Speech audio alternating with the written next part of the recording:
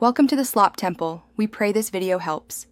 You begin by confirming the battery type and its voltage so you match charger or system requirements. Check polarity markings to avoid reverse connection. Put on gloves and safety goggles and remove any metal jewelry to prevent shorts. Now position the battery on a stable, non-conductive surface. Make sure the vehicle or device is powered off and key removed. Once done, identify positive, plus, and negative terminals and inspect terminals for corrosion.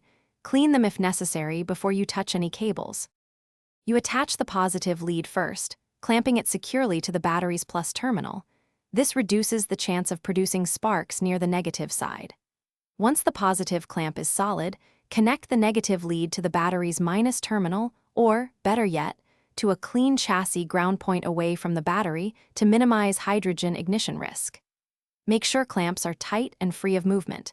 If a clamp won't tighten, reposition to a cleaner contact point. After both leads are attached, double-check polarity and tightness.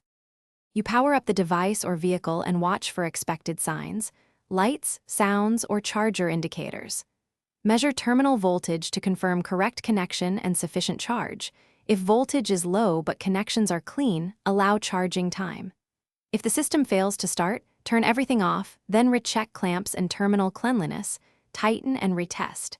If you see sparks, smoke, or overheating, immediately disconnect the negative lead first to reduce short risk and seek professional help. This is the key troubleshooting step. Thanks for watching. Consider subscribing if we helped you.